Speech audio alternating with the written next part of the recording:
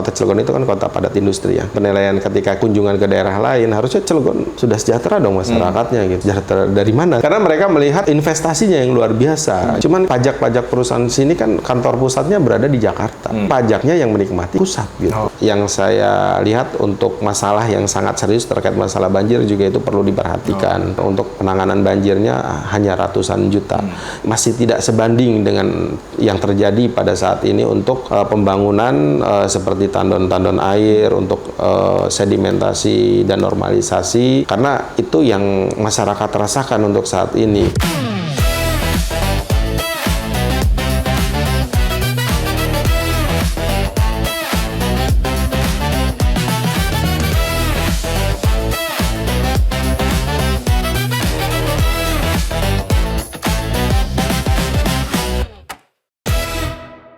Assalamualaikum warahmatullahi wabarakatuh, penonton kanal Loka, ruang ngobrol santai tentang pembangunan kota Cilegon. Hari ini kita akan membahas hal yang paling dekat dengan kehidupan kita. Sebagai warga, pasti dekat sama trotoar, penerangan jalan umum, sampai taman kota. Infrastruktur sederhana tapi langsung terasa manfaatnya, atau justru itu masalahnya. Kita kehadiran dari Ketua Komisi 4. Kita sebutnya gimana? Kang Basri, Mang Basri, Pak Dewan Basri gimana ya? Biasanya sih dipanggil Kang aja. Oke, berarti Kang Dewan Basri. Iya. Siap. Oke, berarti Kang Dewan atau Kang Basri ya? Iya. Siap. Oke, Kang Basri nih, sebelum kita ngobrol tentang hal-hal yang tadi yang merucut ke infrastruktur, sebenarnya kita dari penonton kanal Loka sendiri, kita mau tahu gitu, sisi lain dari Kang Basri nih, sebelum sebelum mewakili dapilnya, sekarang jadi Ketua Komisi 4 juga gitu, tentang infrastruktur dan pembangunan. Nah, sebenarnya kita mau tahu sih, sebenarnya Kang Basri itu dari dulu tuh sekolah itu di mana sih? Yeah. Boleh cerita dikit lah gitu tentang masa-masa sekolahnya gitu. Terima kasih. Assalamualaikum warahmatullahi wabarakatuh. Alhamdulillahirabbil alamin, amma ba'du. Salam teman-teman dari kanal Fakta. Salam untuk masyarakat Kota Cilegon. Tadi ada yang ditanyakan terkait dulu ya. Iya, dulu gitu. Sebelum menjabat, pasti kan ada cerita sedikit lah di masa lalu dari sekolah sampai ke sekarang. Ya, terima kasih sahabat kanal Fakta. Kebetulan kalau sedikit bercerita tentang perjalanan saya dulu. Kebetulan saya dulu sekolah dari sekolah dasar itu di SDN Negeri Sumberwuluh, Kelurahan Gerem, Kecamatan Grogol. Saya menempuh pendidikan di situ selama 6 tahun. Terus lanjut lagi karena dulu untuk SLTP yang paling dekat itu ada di lingkungan Kelurahan Gerem, di Sanawiyah Gerem. Sekarang kebetulan jadi udah negeri ya kalau sekarang? Udah negeri, sekarang udah negeri. Dulu pun kalau nggak salah udah negeri itu. Oh, negeri. Sanawiyah negeri udah negeri juga. Sanawiyahnya. Iya. Jadi kalau dulu karena masih masih awal-awal juga, terus kalau dari Sumberwuluh ke Jalan Raya itu kan jalannya sangat jauh tuh. Iya. Jadi di samping memang ongkos dari orang tua tuh pas-pasan, cukup kadang untuk jajan aja, jadi daripada untuk naik angkot dipakai untuk jalan kaki. Jadi dari rumah jalan kaki lewat jalan tol. Kebetulan kalau dulu kan belum difungsikan tol alternatif itu, kita turun dari tol sampai di sekolahan. Jadi kalau ada uang jajan itu daripada dipakai buat ongkos mobil, mending dipakai buat jajan gitu. Berarti di zaman itu emang suka jajan apa di zaman itu tuh? Ya di zaman itu sih paling adanya cuman kayak somai, batagor gitu, batagor ya standar seperti sekarang juga ya. Jadi sambil di jalan juga dulu sepanjang jalan itu ada pohon seri. Jadi pulang sekolah ya sambil nyari buah seri itu, yang di dekat-dekat tol itu. Tapi ini ya ngambil. Ngambil. Itu bukan punya orang. Terus setelah saya lulus, saya lanjut di SLTA, di STM, di STMKS, di Propelat. Saya di situ lanjut, terus ngambil jurusan otomotif. Oke. Jadi kebetulan hobi saya juga di otomotif. Zaman dulu kan suka banyak kelompok-kelompok perkumpulan motor tuh, karena di zaman itu masih rame-ramenya ada event-event balap motor. Dan saya dapat data juga, Kang Bas ini emang dulunya aktif banget dalam dunia otomotif sampai pernah jadi pembalapnya juga ya? Iya, tapi pembalap pinggiran. Jadi kalau mau jadi pembalap nasional itu kan memang benar-benar harus butuh skill, didukung finansialnya juga. Dan kebetulan saya terinspirasi karena memang waktu itu saya jurusannya otomotif, jadi sekalian saya kembangkan. Setelah lulus, saya merantau ke Jakarta, ikut kursus selama 1 tahun di sana, dan saya coba bergaul dengan penghobi di dunia motor juga. Kebetulan saya kenal waktu zamannya itu dengan mekaniknya Ahmad Jayadi. Waktu itu kan Ahmad Jayadi itu kan terkenal banget tuh. Jadi saya ikut-ikut beliau sambil ya ikut-ikut balapan juga, walaupun nggak berprestasi tapi punya pengalaman gitu. Tadi saya mau nanya, dari itu prestasi tertingginya ada nggak sih dari tadi otomotif itu? Prestasi tertingginya mungkin dari sisi manfaat ya. Kalau dari sisi hobinya sih enggak. Kebetulan dulu waktu saya merantau di Jakarta, nah di situ mungkin satu tantangan juga karena orang tua menyuruh anaknya mungkin untuk melanjutkan pendidikan, harus kuliah dulu. Waktu itu saya minta izin ke orang tua untuk pengen punya bekal hidup dulu. Jadi waktu itu saya kursus sekitar 1 tahun, dan selama 1 tahun itu ada magang juga tuh, magang dengan alumni dari tempat kursusnya. Jadi alumni-alumni itu pada buka bengkel, mereka punya kegiatan usaha, dan saya punya pengalaman seru juga.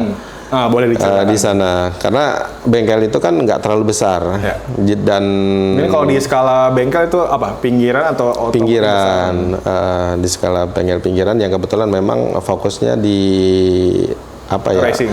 Ya di racing. Jadi kan bengkelnya rata-rata memang nggak terlalu besar tuh. Nah di situ ya selama beberapa bulan tidur pakai tikar, luasnya cuma 1 meter lebih doang, panjang 2 meter, itu dipakai tidur berdua. Jadi setiap pagi kita siap-siap, ya begitu beres kita tutup, mainnya pas malamnya baru kita main motor kayak gitu. Sampai di situ saya kebetulan kenal dekat, akrab dengan mekanik Ahmad Jayadi itu. Jadi saya ngikut-ngikut tuh, punya pengalaman di tim-tim balapnya waktu itu. Dan setelah beres itu saya pulang kembali ke keluarga. Tapi maaf, sebelum ke situ, itu tuh waktu masih eranya Doni Tata itu belum? Iya. Masih satu era ya? Kalau Doni Tata kan ke MotoGP. Iya, waktu itu eranya Doni Tata baru mau naik ke MotoGP di kelas 125 cc. Lagi rame-ramenya juga tuh. Itu juga. Dan ternyata di situ udah mulai banyak ilmu, pengalaman, dan sekarang lanjut ke usaha atau gimana? Iya, pulang ya. Begitu pulang saya ngebangun bengkel dengan teman saya, dan kebetulan jadi kakak ipar saya. Teman main dan jadi kakak ipar, jadi buka bengkel, merintis bareng di situ. Terus karena bengkel udah mulai saya lihat prospeknya bagus, saya coba kembangkan di basic saya di motor untuk ikut lelang. Waktu itu ada lelang-lelang terbuka tuh. Jadi ini jual beli motor dari leasing. Jadi saya coba di kegiatan yang baru, untuk hal baru di kegiatan usaha. Waktu itu saya jual beli motor bekas. Singkatnya, alhamdulillah waktu itu sempat buka cabang juga. Karena ngerasa masih muda, saya butuh tantangan baru waktu itu. Emang Kang Dewan Basri ini suka tantangan dari milestone-nya dari SMP, SMA sampai tadi merantau, itu menarik sih. Silakan lanjut. Iya, jadi karena merasa waktu itu usianya masih muda, masih butuh tantangan, jadi butuh pengalaman juga. Saya coba cari kegiatan usaha di bidang yang lain. Karena saya ngerasa ini udah cukup nih gitu ya, tinggal pengembangannya aja. Waktu itu memang di luar pengalaman dan basic saya. Saya coba karena memang melihat di Cilegon ini industri padat modal. Jadi saya coba memanfaatkan ada nggak peluang di industri, dan pada saat itu saya ikut-ikutan tuh zamannya proyek Posko. Oke, berarti waktu awal Posko masih baru dibangun ya? Baru itu saya ikut-ikut karena saya nggak ngerti. Ternyata ya di dunia proyek, di dunia lapangan itu nggak semudah yang saya pikirkan. Apalagi tadi Kang Dewan sendiri bukan langsung dari bidang langsung, itu. Betul. Jadi karena saya nggak punya pengalaman, ya udah saya ikut sana sini, kerjaan ini, supply ini, segala macam sampai ujung-ujungnya pada nggak bayar. Tapi emang itu tantangannya dari pengusaha pasti gitu ya. Iya. Ada klien yang belum bayar, ada yang outstanding, mungkin ada yang kabur mungkin. Betul. Karena ketemu pekerjaannya kan di jalan gitu ya. Jadi begitu nagih udah harus nyari orang, harus nyari kantornya segala macam. Dan waktu itu karena memang tertarik, akhirnya salah satu kegiatan usaha dikorbankan. Yang tadinya jual beli motor bekas itu udah lumayan maju. Akhirnya modal itu saya pakai untuk coba di hal baru, dan mungkin karena segala sesuatu di kegiatan usaha itu kan butuh pengalaman ya.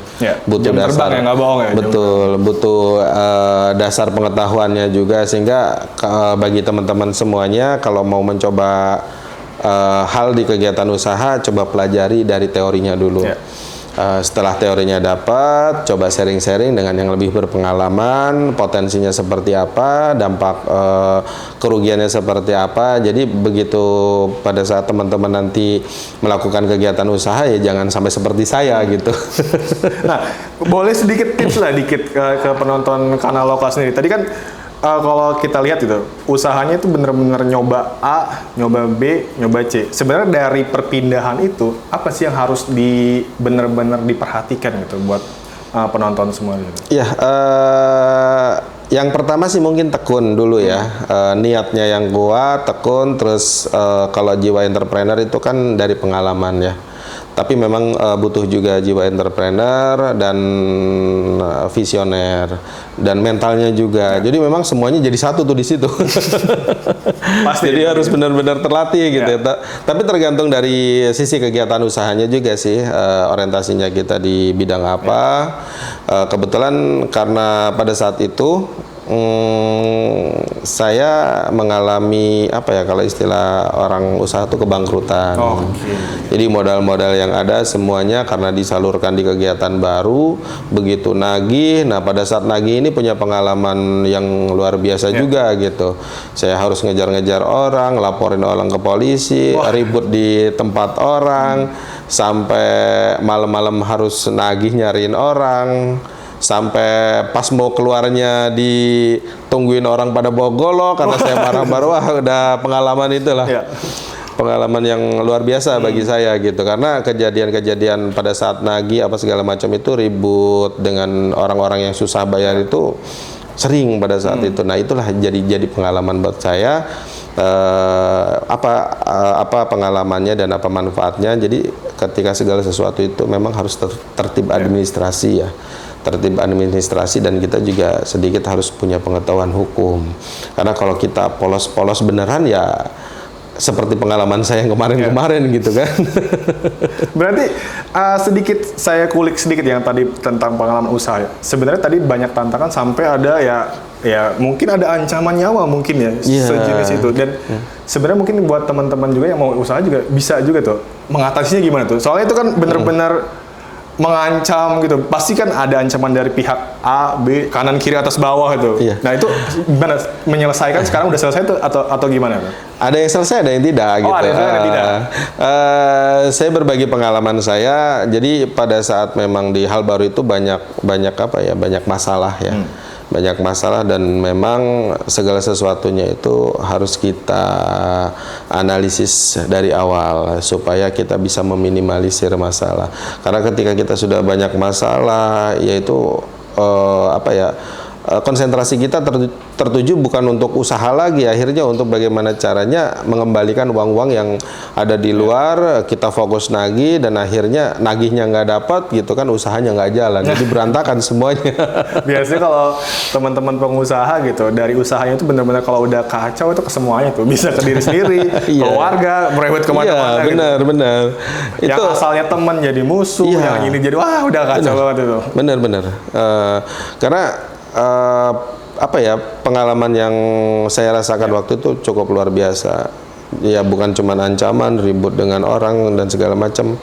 Ya sekedar tips buat teman-teman semuanya, pengetahuan hukum itu menurut saya dasarnya penting, apalagi bagi pelaku-pelaku usaha, supaya kita juga tahu ketika kita mau melangkah dasar hukumnya apa. Nah, sebenarnya dari dunia usaha, dari sekolah, terus hobi, dunia usaha. Nah, sekarang sebenarnya kita mau tahu sih kenapa Kang Dewan ini dari usaha tadi ya, dari usaha mulai ngerucut menjadi anggota dewan sampai sekarang itu. Ah, itu mulai dari mana tuh? Kalau kata anak saya, triggernya dari mana tuh?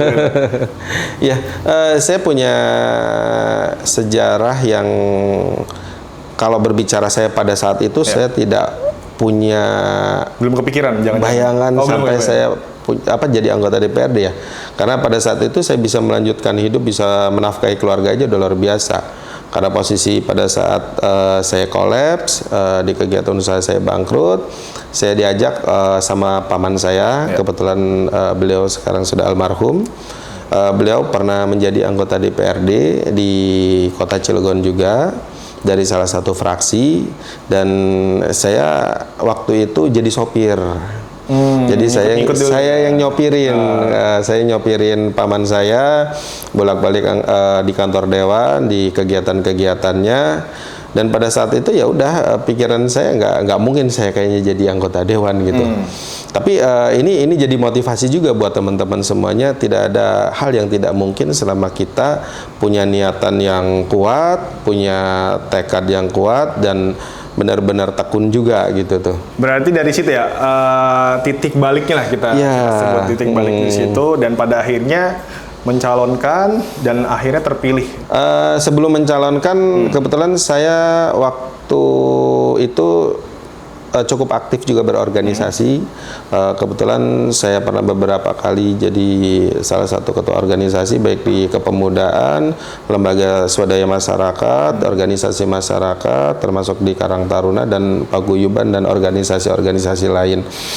Kenapa saya waktu itu cukup aktif? Karena pertama, kebetulan di lingkungan kami lingkungan industri, jadi banyak juga kekhawatiran dari masyarakat ketika misalnya industri ini terjadi sesuatu hal yang tidak diinginkan, sehingga dari teman-teman yang tergabung itu kita coba bangun komunikasi, pendekatan persuasif, apa yang kita dapatkan dari industri terkait masalah dampak negatifnya kita sosialisasikan juga ke masyarakat. Dan nggak cuma itu, terkait tenaga kerja, potensi dan lainnya, dari pengalaman-pengalaman di organisasi itu sebagai salah satu dasar pengalaman saya juga yang tadinya tidak pernah terpikirkan untuk masuk ke politik, karena pada saat itu ada dorongan-dorongan dari masyarakat, dari teman-teman organisasi juga, dan kebetulan pada saat itu saya dibina juga oleh Ketua Kadin. Saya sebutkan saja Abah Haji Sahruji. Saya dibina oleh beliau pada saat itu, beliau jadi Ketua Kadin 2 periode, dan pada saat momen mendekati kontestasi pileg, saya ditelepon, tiba-tiba suruh datang ke kantor DPC beliau. Saya datang di sana, tiba-tiba kamu besok bawa masa sekian. Buat apa, saya bilang kan gitu, cukup kaget gitu. Tiba-tiba kata beliau, kamu harus nyalon katanya. Nyalon. Jadi saya pada saat itu ya belum bisa menjawab karena ditanya mau bawa orang berapa gitu. Karena pada saat itu dengan kagetnya saya belum minta doa restu ke orang tua, ke keluarga, ke tokoh masyarakat, ke pengurus, ke teman-teman semuanya, sehingga saya pada saat ditanya saya belum bisa menjawab. Saya bawa orang berapanya saya belum bisa jawab sekarang, kata saya, Bah. Jadi akhirnya begitu saya dipanggil, saya izin dulu ke ibu. Kebetulan bapak sudah tidak ada, sudah almarhum. Karena doa ibu itu sangat penting ya. Kita minta restu dulu ya. Iya, makanya bagi teman-teman semuanya yang masih punya orang tua, alangkah beruntungnya, apalagi yang masih komplit, selalu segala sesuatunya minta doa restu dari orang tua. Tadi kan udah kita bahas tentang berbagai hal sebelum karir politiknya, dan ternyata gitu banyak hal yang mungkin buat penonton kanal Lokal jadi dari Dewan Kang Basri, Kang Dewan Basri ini banyak hal yang mungkin bisa di garis bawahi gitu. Dari karirnya tadi yang menclak sana sini dan pastinya perjuangannya itu banyak banget sih. Dan pada akhirnya sekarang berkarir di politik dan alhamdulillahnya dipercaya menjabat ketua komisi 4 ya. Nah, ketua komisi 4 yang dibidangi itu bagian apa aja gitu. Ya, terima kasih sahabat Kanal Fakta. Kebetulan pertama kali saya masuk politik dan saya terpilih jadi anggota DPRD. Di periode sekarang saya baru 1 tahun lebih. Jadi memang harus banyak pengalaman ya. Saya mengikuti prosesnya sambil menikmati prosesnya dan berbicara tentang Komisi 4. Di Komisi 4 itu ada beberapa OPD, ada beberapa mitra OPD. Dari mulai PUPR, Perkim, ada Dinas Lingkungan Hidup, Dinas Perhubungan, Dinas Perindustrian dan Perdagangan, ada ASDA 2, ada Barjas juga. Jadi terkait infrastruktur kebetulan adanya di Komisi 4 gitu. Nah, ini sebenarnya banyak banget kalau tentang infrastruktur pasti yang pengen atau masyarakat tuh pengen tahu gitu.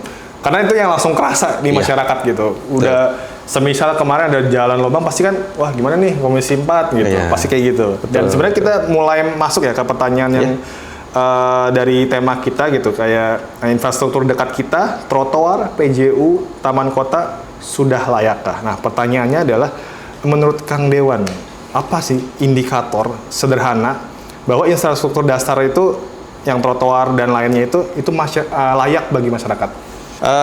Terima kasih berbicara tentang tadi yang ditanyakan terkait masalah indikator. Kalau harus by data ada indikator IKLI, itu terkait masalah infrastruktur dan fasilitas. Di situ ada semuanya tuh terkait masalah kualitas, fasilitas, fungsi, termasuk masalah tenaga kerjanya, semuanya ada. Jadi kalau berbicara tentang indikatornya sih semuanya ada di situ ya, dan saya kebetulan belum meminta datanya. Tapi kalau penilaian dari masyarakat, biasanya masyarakat kan punya penilaian juga nih terkait masalah infrastruktur yang sudah terbangun, karena itu kan sangat jelas ya terlihat oleh masyarakat. Terkadang yang jadi temuan itu adalah masalah kualitas. Masalah kualitas, terkadang kalau kita berbicara dengan perencanaan yang disampaikan pada saat sebelum melakukan pembangunan itu kan jelas kualitasnya, volumenya, standarnya, semuanya. Nah, di situ memang kadang masih ditemukan beberapa informasi yang disampaikan oleh masyarakat. Jadi yang harusnya misalnya kualitasnya A, ternyata begitu dicek kualitasnya C. Itu masih ada seperti Berarti itu. Kang Dewan berani nggak nyebut temuan mungkin dalam waktu ke belakang yang Kang Dewan temukan, temuan yang kurang atau dalam pengawasan yang sudah berjalan proyek ini? Ya, kebetulan belum lama ini saya menemukan untuk kegiatan bukan di masalah trotoar ya, karena ada beberapa program terkait masalah infrastruktur. Jadi itu juga memang butuh kerjasama dengan masyarakat. Contohnya seperti PJU, tempat sampah. Nah itu kadang PJU juga dari ulah masyarakat yang nggak bertanggung jawabnya juga tuh. Ada yang bahkan tiangnya sampai hilang ada gitu. Tempat sampah yang tutup besinya hilang kayak gitu. Benar. Jadi kemarin kan kita Cilegon baru pasang beberapa tempat sampah itu ya, yang di jalan-jalan trotoar. Dan faktanya tutupnya emang banyak yang hilang. Apalagi yang lampu-lampu kayak gitu. Nah, itu udah sering banget nyampe ke laporan kita pada saat kita RDP dengan mitra OPD terkait. Untuk temuannya juga ada. Jadi terkadang temuan itu pada saat kita lakukan sidak, mereka pekerja yang mengerjakan proyeknya itu punya alasan juga, punya asumsi juga.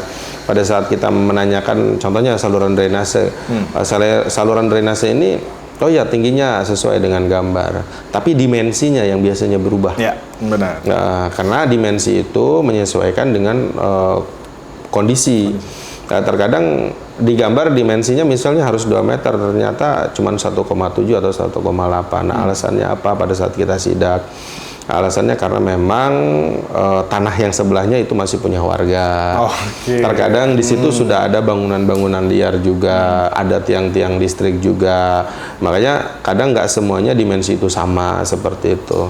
Dan yang perlu diperhatikan juga memang dalam hal pembangunan infrastruktur juga, ini kan bagian dari tanggung jawab kita bersama ya, bukan cuma pemerintah, ini juga bagian tanggung jawab dari masyarakatnya juga. Karena kalau misalnya kita tidak sama-sama menjaga, ya yang rugi kita juga gitu. Contohnya kayak buang sampah sembarangan, mengakibatkan apa, banjir, saluran-saluran, kalau misalnya sedimentasinya udah tinggi juga kan, akhirnya saluran itu tidak berfungsi secara maksimal seperti itu. Berarti tadi sedikit di-highlight banyak warga gitu yang mengadu ya istilahnya gitu. Nah sebenarnya dari Kang Dewa sendiri, apakah sebenarnya itu sudah baik mekanisme komunikasinya gitu dari pemerintah, warga, mungkin dari anggota DPRD juga sendiri? Di zaman modernisasi ini kan kebetulan di pemerintahan juga kan ada satu aplikasi ya. Ada aplikasi Cilegon Juara.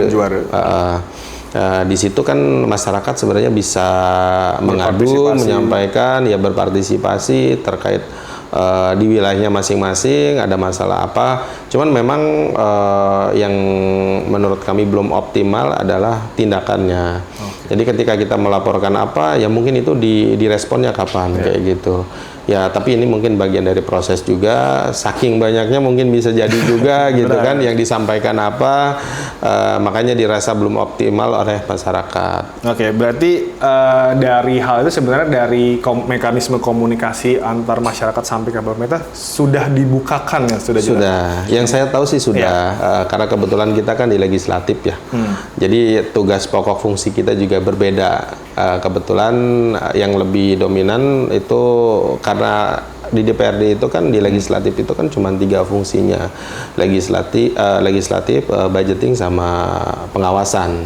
Jadi kita tidak bisa keluar dari fungsi 3 tadi karena eksekutornya adalah eksekutif. Ya benar sekali.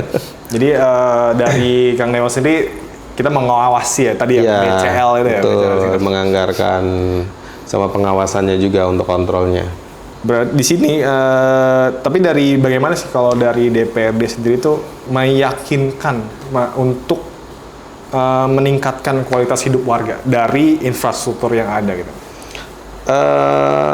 Yang tadi saya sampaikan ya, kalau berbicara tentang nilai kepuasan, tergantung nih nilai kepuasan ini dinilainya dari mana. Kalau dari masyarakat mereka punya analisa kepuasan tersendiri, punya asumsi tersendiri. Tapi kalau berbicara indikator, memang ada indikator khusus yaitu IKLI. Jadi indikator itu tentang fasilitas dan infrastruktur, penilaiannya ada. Biasanya seperti itu.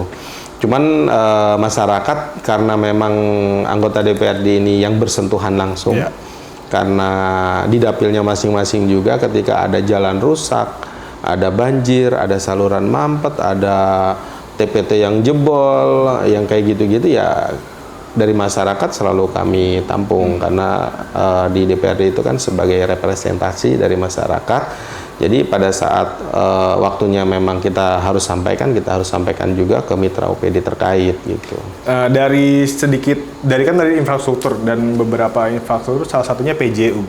Nah, dari sini itu banyak masyarakat tuh yang mengeluhkan gitu, ada di beberapa titik PJU itu sering mati gitu lampunya. Nah, yang ada mati dan kadang tidak rata juga gitu. Nah, dari Kang Dewa sendiri apa sih kayak tantangannya untuk mengawasi itu?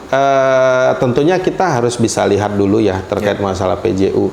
PJU ini masuknya kemana dulu? Masuknya ke pusat kah? Ke provinsi kah? Apa memang tanggung jawab di kota? Kalau memang itu tanggung jawab DPRD kota, kalau berbicara tadi tidak merata, memang belum merata ya. Karena program terkait masalah PJU itu kan sifatnya masih parsial. Makanya ada reses. Kalau di DPRD biasanya ada serapan aspirasi dan informasi dari masyarakat di setiap wilayahnya. Karena melalui reses itu kita bisa tahu apa yang disampaikan contohnya oleh pengurus RT, RW, di daerah A misalnya, di lingkungan A, kelurahan A, ternyata PJU-nya memang belum ada sama sekali. Nah, hal-hal yang itu yang kita sampaikan pada saat KUA PPAS, jadi usulan-usulan pada saat RDP-nya juga kita masukkan. Nah, ketika program-program dan usulan itu sudah kita paripurnakan, itu selanjutnya oleh mitra OPD yang selaku eksekutor yang menjalankan gitu. Intinya kalau kita di DPRD sih, karena sebagai representasi masyarakat ya, kita juga punya kapasitas, tugas pokok fungsi yang punya keterbatasan, sehingga di luar kapasitas kami hanya bisa mengusulkan, seperti itu. Baik, nah, sedikit di highlight juga, jadi buat penonton kanal Loka juga, jadi kalau PJU itu ternyata ada batas-batasannya, dalam artian punya tanggung jawab tertentu. Di jalan A mungkin milik pusat, mulai pusat, provinsi. di jalan C milik provinsi, bahkan kalau di kita kan ada area yang punya swasta juga kan. Ada, ya. Jadi itu juga perlu dihimbau juga untuk ada batasan itu, dan ternyata dari DPD sendiri itu bisa tadi melalui reses dari struktural RT RW bisa melaporkan sampai mungkin nyampe di reses itu ya. Iya, betul. Berarti buat masyarakat juga sebenarnya tidak usah khawatir gitu. Itu akan ditampung gitu. Tinggal nanti diajukan dan menjadi sebuah mungkin jadi masuk anggaran atau jadi perbaikan ke depannya. Memang tidak semuanya masuk sih ya, karena kembali lagi tergantung anggaran kita juga gitu. Karena kalau misalnya memang anggarannya tidak cukup ya sifatnya parsial semuanya gitu. Oke, baik. Mungkin kalau ada ya mungkin dari CSR perusahaan tertentu itu masih memungkinkan untuk menutup itu ya. Memang bahkan itu malah ditunggu ya kayak gitu. Iya, betul sekali. Jadi kalau kita berbicara Cilegon ini kan kota terkaya nomor 4. Tapi PAD kita sangat kecil. Oke, itu makanya fakta yang sedikit jomplang ya. Terbesar tapi paling kecil. Betul. Dan dilemanya juga kadang masyarakat Kota Cilegon selalu menyampaikan terkait masalah peluang tenaga kerja, dan kebetulan kalau tenaga kerja bukan di komisi saya, adanya di komisi 2. Memang kalau kita melihat Kota Cilegon itu kan kota padat industri ya. Harusnya sih kalau penilaian-penilaian ketika kita kunjungan ke daerah lain, harusnya Cilegon sudah sejahtera dong masyarakatnya gitu. Sejahtera dari mana saya bilang kan gitu. Sejahtera kan relatif juga. Iya, karena mereka melihat investasinya yang luar biasa gitu. Cuman kan kita kembali, pajak-pajak perusahaan sini kan kantor pusatnya berada di Jakarta. Jadi pajaknya yang menikmati ya dari pusat gitu. Tidak lagi ke daerah. Kemarin juga sedikit di-highlight oleh Kang Mas Duki, wakil. Oh gitu. Sedikit, dan itu juga mungkin masyarakat juga perlu tahu gitu. Iya, betul.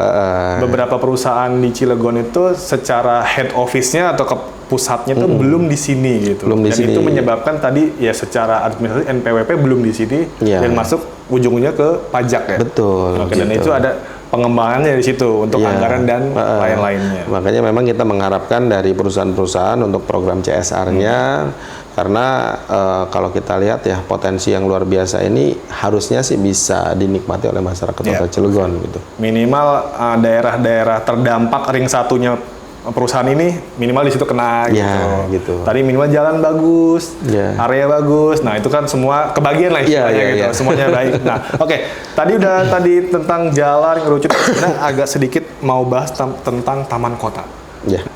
Cilegon sendiri sudah membangun beberapa titik-titik yang diperbaiki. Sebelumnya sudah ada, sekarang diperbaiki lagi, diperbagus lagi. Nah, dari Kang Dewan sendiri, taman kota itu sebenarnya idealnya menjadi ruang publik yang sehat dan aman. Apa sih yang dari DPRD itu kalau ngelihat kurangnya apa nih? Karena udah jalan nih. Nah, ada nggak yang kurang selama ini? Kalau kami sih melihat terkait masalah fasilitas pembenahan itu sudah cukup baik ya. Cuman ada juga ruang terbuka seperti taman anak yang memang kadang lokasinya juga nggak sesuai atau nggak strategis gitu. Yang harusnya di tempat pemukiman yang memang ramai itu di titik lokasinya tidak di tempat yang ramai. Tidak strategis. Iya, sehingga kadang salah fungsi. Yang harusnya itu buat taman bermain dan lain sebagainya, itu tempat nongkrong yang kadang pergaulan orientasi anak-anak muda yang kurang positif menurut saya gitu. Bahkan netizen Cilegon tuh sering menyebut itu taman tidak layak anak justru. Malah isinya bukan anak-anak gitu.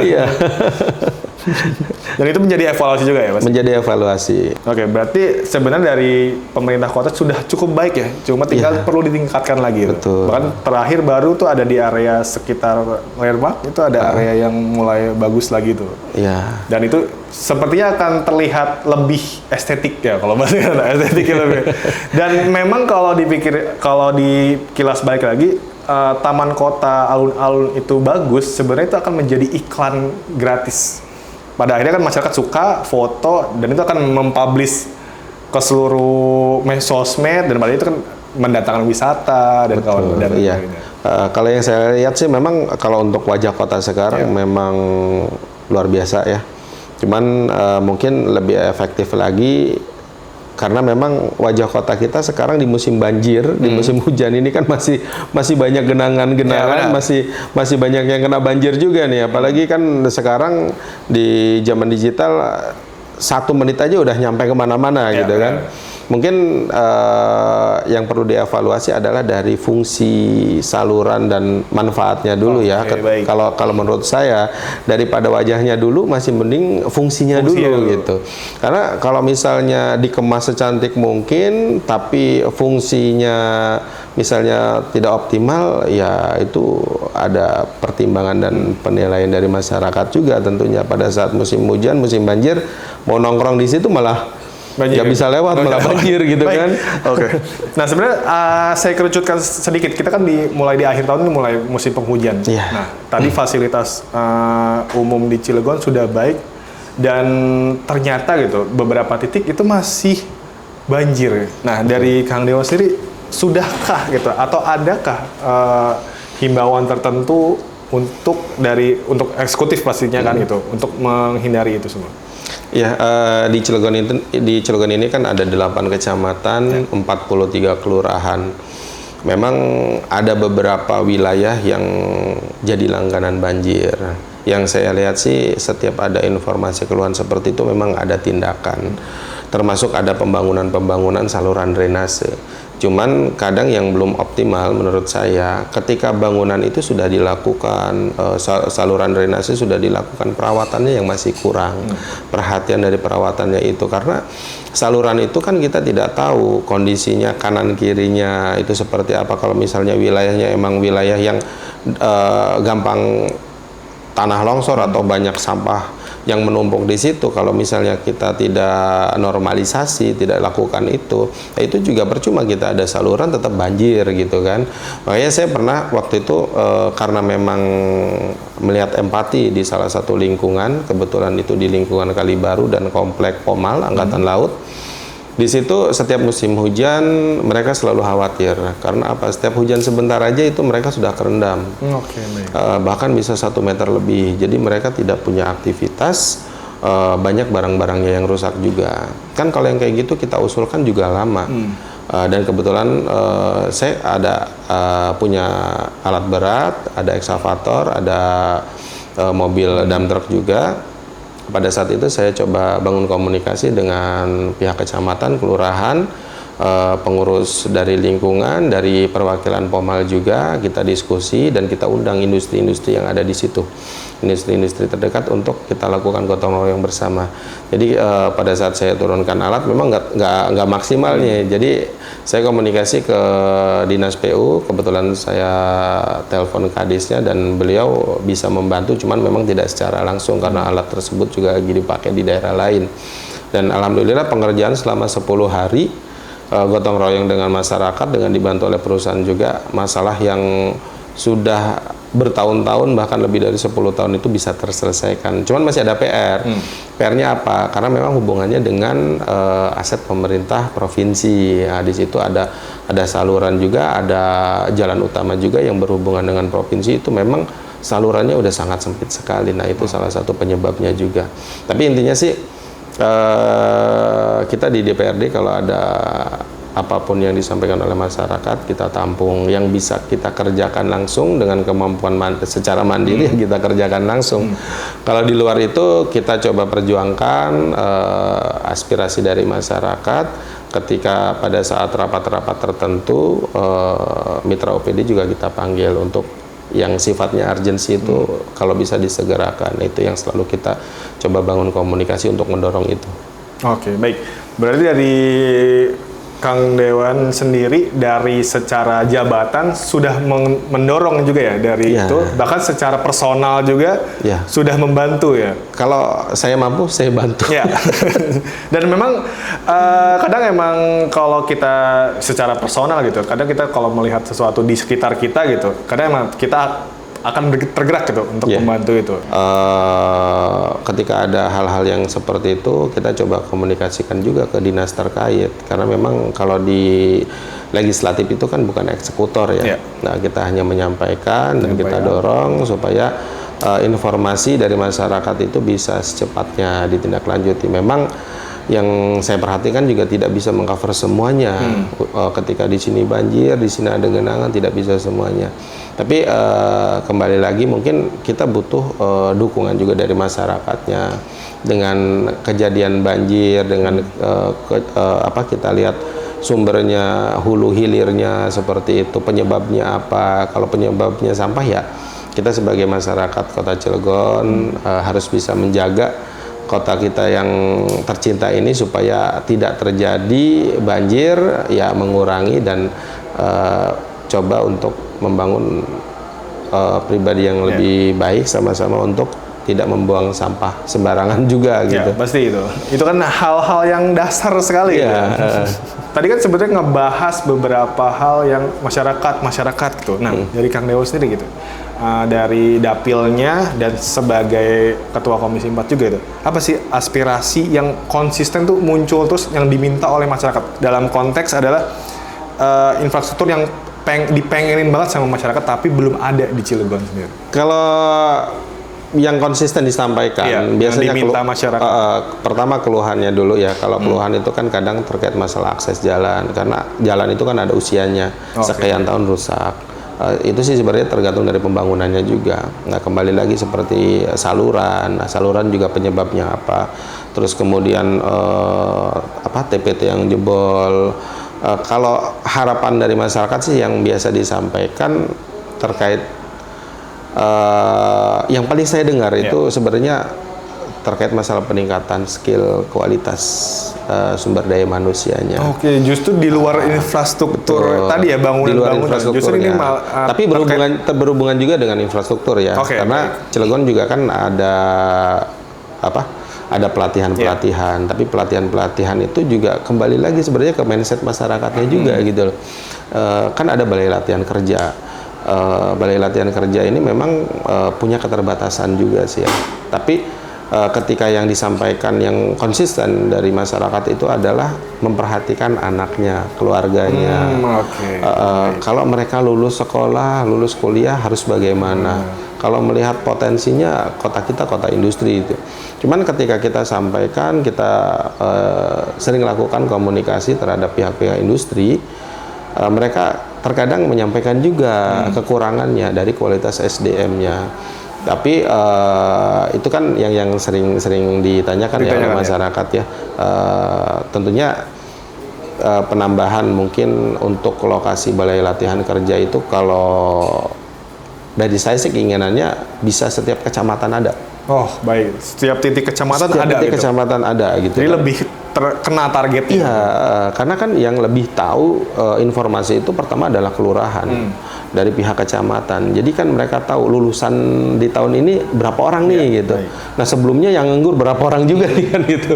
Jadi kan kalau misalnya PR yang lama tidak bisa terselesaikan ya akan terus bertambah pengangguran itu gitu. Cuman banyak opsi-opsi lain. Kan kita mencari penghasilan itu kan nggak cuma dari bekerja. Harus ada pelatihan usaha juga gitu yang berhubungan dengan potensi yang ada di Kota Cilegon. UMKM yang harus dikembangkan yang lebih inovatif lagi gitu kan. Hal-hal yang bisa mengikuti di zaman modern ini menurut saya sih itu juga bisa menjadi salah satu solusi daripada memikirkan terkait masalah kualitas untuk meningkatkan kualitas sumber daya manusianya. Karena sampai saat ini sih memang usulan-usulan hanya sebatas usulan ya. kadang saya juga melakukan kegiatan seperti itu yang saya mampu. Kebetulan saya punya kegiatan usaha kecil di bidang kontraktor. Jadi dari beberapa sekolahan yang menyampaikan permintaan siswanya untuk ikut magang atau untuk ikut apa istilahnya tuh kerja praktek kayak gitu. Jadi saya selalu membuka itu sambil saya sampaikan juga ke karyawan saya untuk coba membimbing, mengedukasi, terutama masalah disiplinnya juga, karena orang terbentuk itu kan dari disiplinnya dulu. Yang kedua adalah tanggung jawab. Jadi mereka harus punya bekal itu dulu untuk menghadapi ketika mereka lulus sekolah harus bagaimana. Kalau mereka disiplin, mereka punya tanggung jawab. Menurut saya dasarnya ya, kalau misalnya itu sudah ada untuk mencari kerja ditambah dengan pengalaman dan skill gitu, itu mungkin lebih mudah gitu. Oke, baik penonton Kanal Loka, ini kita nggak kerasa tadi ngobrol hampir mungkin lebih dari 30 menit bahkan 1 jam, dan ternyata dari Kang Dewan Basri sendiri banyak hal-hal yang perlu diperhatikan sendiri dari pihak eksekutif sampai masyarakat sendiri dari hal. Nah, mungkin ada nggak sih buat Kang Dewan Basri apa ya closing statement lah buat penonton semua, dan mungkin bisa pihak-pihak terkait pasti bisa disebutkan juga. Silakan. Ya, terima kasih. Yang pertama mungkin saya mengajak kepada seluruh masyarakat Kota Cilegon untuk menjaga supaya kota ini jadi kota yang lebih baik lagi, dan mengajak seluruh masyarakatnya juga untuk membantu Kota Cilegon supaya lebih aman dengan bersama-sama kita tertib melakukan untuk pembuangan sampah pada tempatnya. Kenapa? Karena dari hal kecil itu kita akan berdampak dengan masalah yang besar. Kalau misalnya kita buang sampah pada tempatnya, sampah itu bisa dipilah juga, bisa menjadi orientasi yang positif, bisa jadi satu hasil juga untuk pemerintah Kota Cilegon. Akan tetapi sebaliknya, kalau misalnya dari sampah itu kita sembarangan membuang, dampaknya adalah terhadap masyarakat Kota Cilegonnya juga. Timbulnya apa? Masalah banjir. Kalau yang kita lihat sekarang adalah dari sisi pembangunannya ya. Saya mungkin lebih menyoroti dari sisi pembangunan. Kenapa? Karena yang saya lihat Cilegon sekarang punya wajah baru. Tapi anggarannya yang saya lihat untuk masalah yang sangat serius terkait masalah banjir juga itu perlu diperhatikan. Karena di anggaran untuk perairan itu sendiri sangat kecil, masih sekitar 28,6 miliar. Kalau dilihat dari persentasenya cuma 1,2%. Sedangkan untuk penanganan banjirnya hanya ratusan juta. Jadi masih tidak sebanding dengan yang terjadi pada saat ini untuk pembangunan seperti tandon-tandon air untuk sedimentasi dan normalisasi, karena itu yang masyarakat rasakan untuk saat ini. Kekhawatirannya pada saat setiap tahun musim penghujan mereka harus dihadapkan dengan perasaan yang tidak nyaman. Menurut saya dengan sekarang yang dilakukan oleh kepala daerah untuk penataan wajah kota baru, itu juga jadi salah satu program untuk merubah Cilegon jadi lebih baik lagi. Bisa jadi menjadi kota wisata juga dengan peningkatan UMKM-nya juga. Tapi alangkah lebih baiknya menurut saya fungsinya dulu. Fungsinya dulu bisa diutamakan. Setelah semuanya berjalan lancar, masyarakat tidak penuh dengan kekhawatiran, baru langkah selanjutnya memperbaiki wajah kota. Dan kami dari legislatif, dari DPRD selalu mendukung program-program yang dilakukan oleh pemerintah daerah. Untuk penonton Kanal Loka, jangan lupa bantu kami dengan komen, like, dan subscribe. Untuk Kang Basri, terima kasih. Wassalamualaikum warahmatullahi wabarakatuh. Waalaikumsalam warahmatullahi wabarakatuh.